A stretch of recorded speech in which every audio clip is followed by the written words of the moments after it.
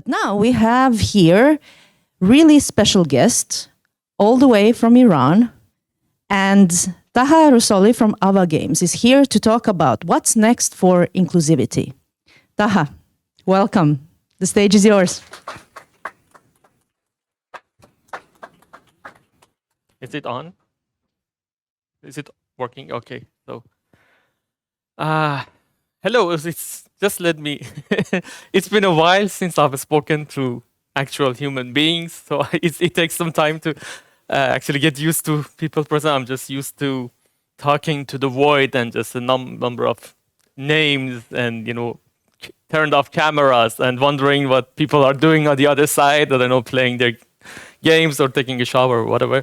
Now I can see actually humans. So yeah, I thought that was weird. No.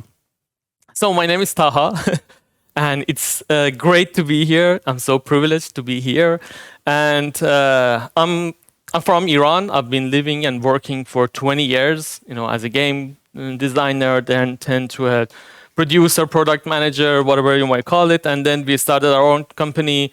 We tried to invest in different startups, and then I became a leader of IGDA Iran, and I made my way to the board member of the IGDA organization and IGDA Foundation, and previously Global Game Jam Board. So throughout my life, I've been living and working in my own country, but I have this vast network of people, amazing people that I know all across the world, and I'm so happy that I have had the chance to travel and know all those amazing people. Today I'm going to tell some stories, like personal stories from my own point of view, as I call it, an outsider story, just told in 3 acts, as someone who comes from, underrepresented region, underrepresented country or whatever. And I will be focusing on what's good for inclusivity, what's next for inclusivity. And by diversity and inclusivity throughout my talk, I'm just focusing on diversity in terms of regions and territories and countries, not like, let's say, religion or gender or sexual orientation. I'm just speaking about countries and territories. So this is it. And well, this is the footage that you're seeing is just part of our community in Iran. We have this like amazing, big, very crowded, very colorful, very passionate, super supportive game developers. There's so many of us out there, and people are just constantly having, game jams, workshops, exhibitions, seminars, conferences, whatever that people do all across the world. And we have, as you can see, we have just, very crowded events. So many people usually gather together. We have, everybody's just trying to, help each other. Everybody's trying to just convey what experience that they have in all kinds of seminars and esports and whatever. And I'm sure that a lot of you in the audience have had no idea about how crowded our community is and how people are active and whatever. Hence the name, underrepresented. This is why I'm here, and this is why I'm talking about this. So from now on, all my slides are completely redundant. So I wanted to show this footage, and there are just the rest of it just random words and phrases and random images from Google. So just can stop staring at the slides. And from now on, just want to tell my story. And this is the Act 1. Act 1 is when in 2012, I attended Gamescom for the first time. It was the first time that I actually could connect to a lot of people, a lot of game developers across the world. We already had established game development community, and it was the first time we were trying to reach out. And at the time, by accident, I met this amazing woman called Kate Edwards. She was the executive director of the IGD at the time. And she suggested that we should establish a chapter, IGDA chapter. And we were like, yes, this is it. This is the way to get in touch with all the game developers across the world.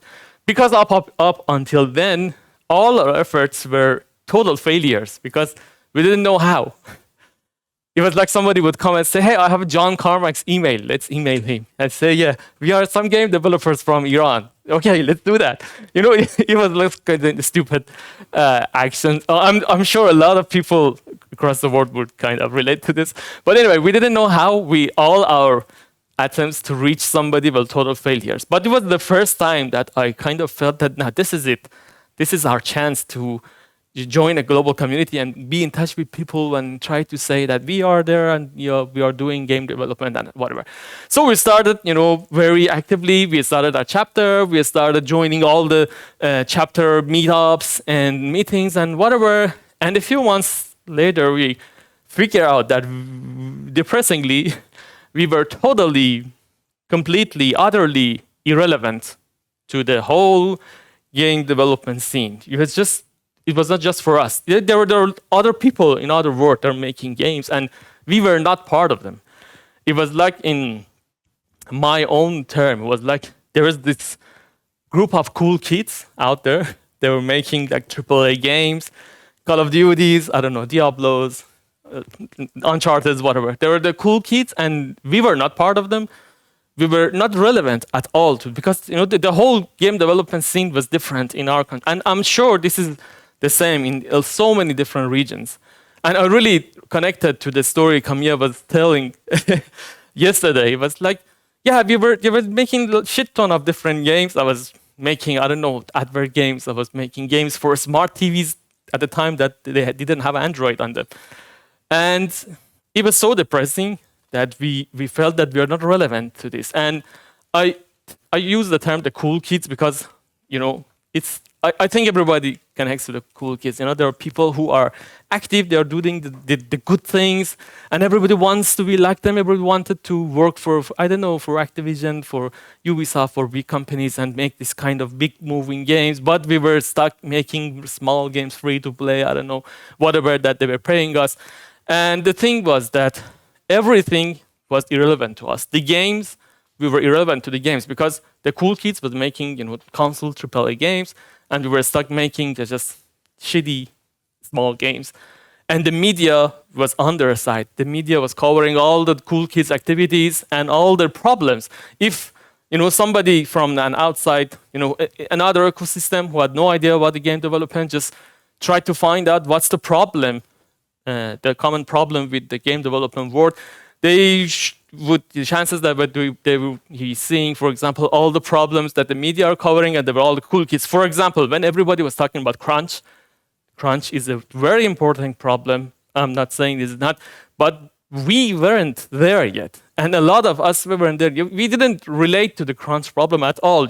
Our problem was like how not to freak out the publisher on the other side when we tell them that we're from Middle East. Our problem was how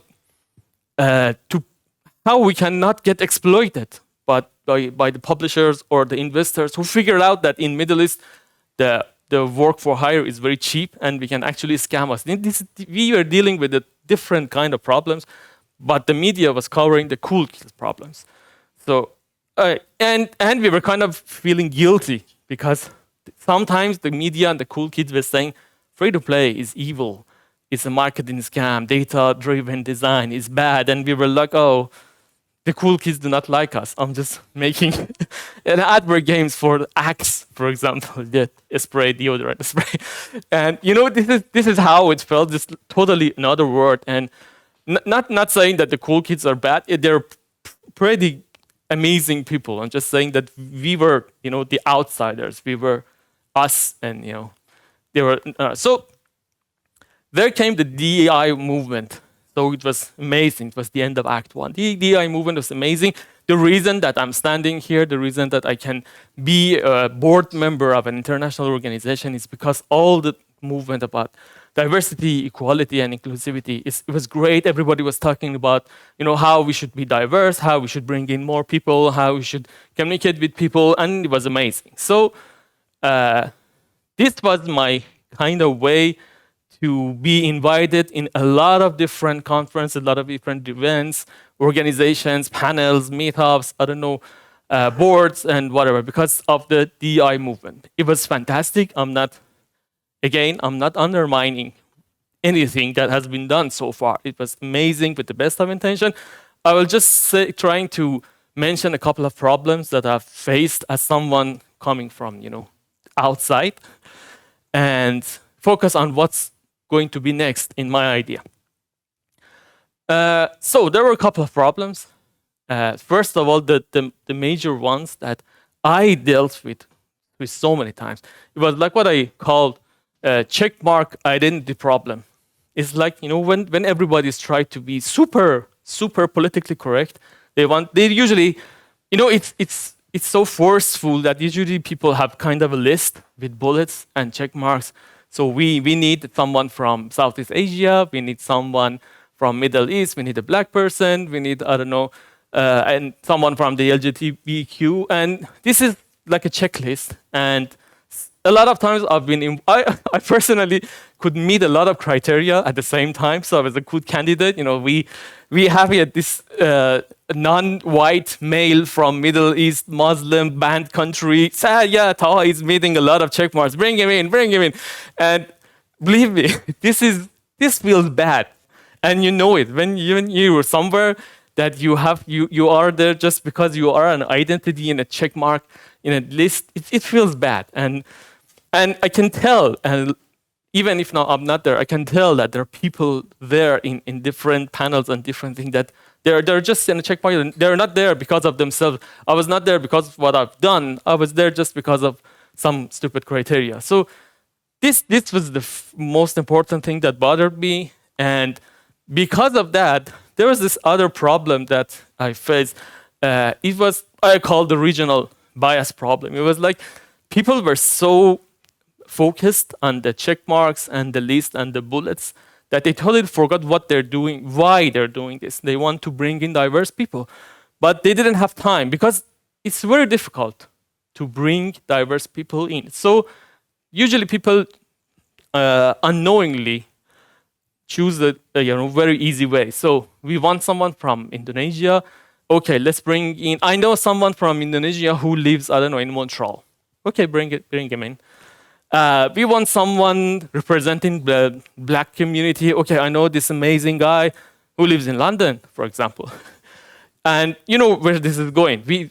All the cool kids with the best of intention, they want to be diverse, they want to be inclusive, but they have limited circles of people. So they will be bringing people from their own circles, which is usually in the circles that they know and that, around their table. So there's a table of.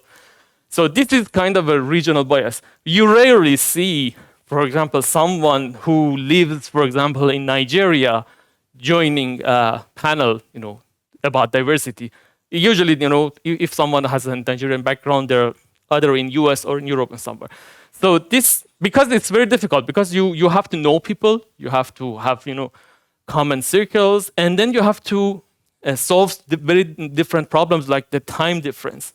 It's very difficult to arrange the time when you want to have someone from US, from Europe, from New Zealand, from, I don't know, Cape Town, I don't know, from Armenia, from Iraq. It's very difficult to arrange this time. So people usually avoid this kind of problem, and it becomes kind of a regional bias. So everybody is again from the cool kids table and the cool kids circle. So this was not working in my idea. This is all my personal opinion. So it's still not relevant. It was not relevant to us, at least to us, a lot of people. So at the end, all the DI movement to us was like, cool kids were saying, come to us. We want to be diverse. We want to include everyone. Come to us. We want to create diverse companies. We want to create programs that has jobs for you. So it was like, you had no choice but to join the cool kids table. Not, you are not included from wherever you are. You have to go to their table. So this is it up until now in my idea, and it's good. Again, I'm not undermining anything. It's good. It has been great. It should be still going on, but I think there should be some other activities added to this. And how the best way I can say it is, people should not be included. They should kind of feel included. You should not forcefully include people, bring them in and say, yes, we want to be diverse, come to our side so we feel like diverse. And usually all the talks are about how we can create a diverse, I don't know, culture in our company or whatever. But I just try to raise this question that how can we expand our activities so that everybody is organically and naturally included? So is there a way to do that? Is there a way to, kind of create an environment or do activities that everybody is included naturally? Is there a way? And well, I mean, for example, a couple of examples. For example, we really should, diversify the circles of people, as I mentioned before. We should bring in people from their own region. This is hard, but this is, I think, the first step. We should bring in people from where they work and where they live, because we want to hear the stories firsthand. This is, I think, an easy way. Just try to reach out to all the regions, everybody, and bring them into all these panels and conferences where people who are actually working in their own region. Make all the events hybrid. This is, there's no reason why all the events should not be hybrid, like this one. I see absolutely no reason. Just make it hybrid. Let people naturally feel included, because whatever event there is, they just say, okay, I can enjoy watching this online, or maybe I can enjoy watching them, afterwards, because probably in some region it will be like 2 a.m. in the morning. They cannot stay up and watch the conference, but they can access it later. It's the accessibility is the easiest thing, and I absolutely see no reason. And this year I did the impossible. For me, it was impossible. I had a talk at GDC San Francisco. As an Iranian person, it's totally impossible. I tried this before, and I was humiliated in the U.S. Embassy, so that I will not step inside an U.S. Embassy again. I don't know why. But anyway, I managed to sit in front of my computer back home. It was 3 a.m. in the morning, actually, but it was okay. I had enough coffee to actually give a talk at GDC, and it felt so natural. It felt the first time in my life I was included. And you know how it is in GDC. You're not there because of your diversity. You have to be saying something. So I made this game. I presented it to the committee, and the committee agreed that this is a good topic, and they reviewed it a couple of times, and they let me have the talk. So it was fantastic. I hope they keep the hybrid format. I'm not sure they're doing it again, but this is the easy way. This is the least that we can do. Or one thing that I really like to focus is that we should respect game developers.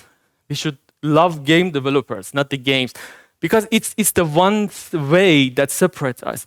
If we try to, I know a lot of great people, they just love those 3 developers out there in, let's say, Egypt, who are doing their best to make a game that they have, it's kind of a blockchain game. They did their best to get some money to make it for somebody else, and it's probably going to go well and it's going to fail, but they're doing their best to survive. You will never see their game. You will never know what game they're. But let's love those people.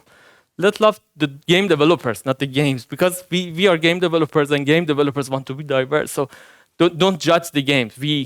In my country, if you want to make a living out of the game, everything is pirated. So premium games are out of table. You have to make free-to-play games if you want to make a living.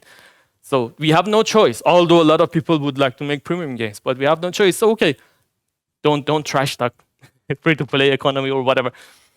So this all sounds very easy, very achievable, but what's preventing this? What's preventing us from doing this? There are 2 things. The first thing is we are not aware of the issues, of the problems that the people have in their own territories or communities. And the first step should be that we figure out what's wrong with them, what's going on, which brings me to the Act 3, to the third act. So how we can figure out the issues and the problems. So I have another story, actually 2 stories.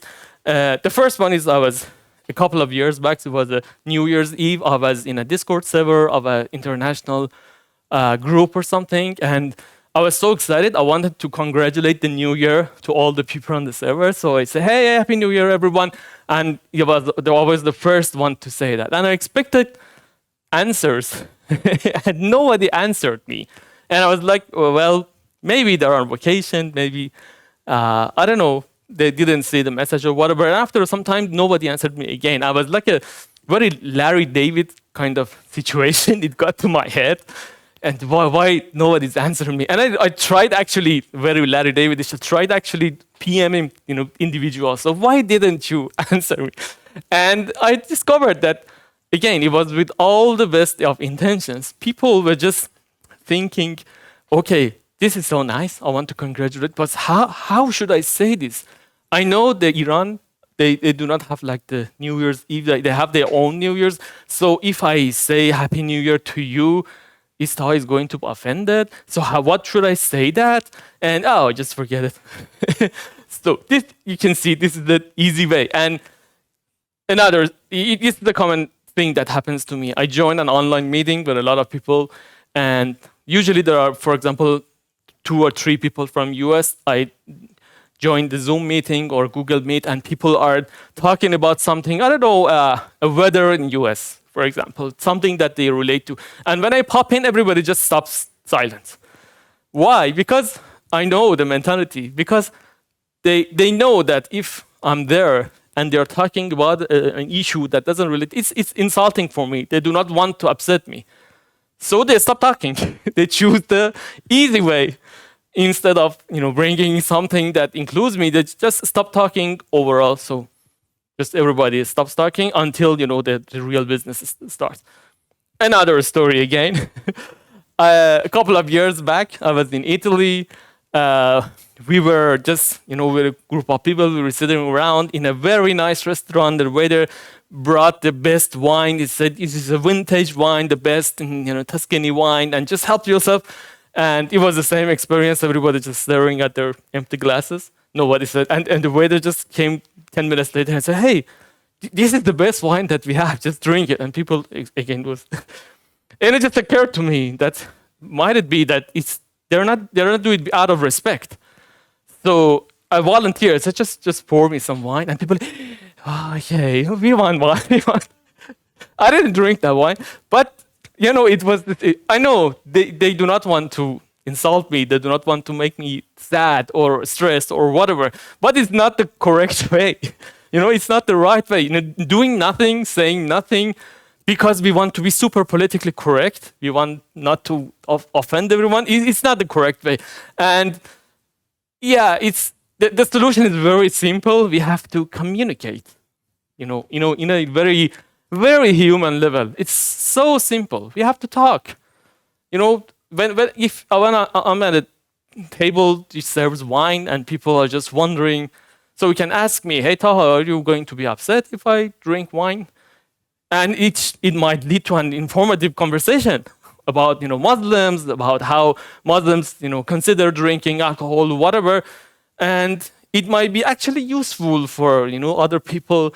And it would be actually useful for me to figure out. It would be great if we talked, but we do not talk because we do not want to offend people. We do not want to make them upset, and this comes from the best of intention. I'm just focusing on that people are good. I'm not criticizing anyone. It's coming from goodwill. It's coming from good intention, but it's just a very easy way of doing it, which I think prevents true diversity. So really no inclusivity will happen until we know each other first, until we know what's wrong in our region, what's the problem, what's the issues. Then we can kind of figure out, then the problems become real. Then we can try to find solutions for real problems in order to expound our activities so that it includes everyone. Okay, so for the last part, just an very small epilogue. It's just in order, so just I'm going to summarize. What I was saying is we want to make everything inclusive for everyone. So we want to expand our activities. How should we do that?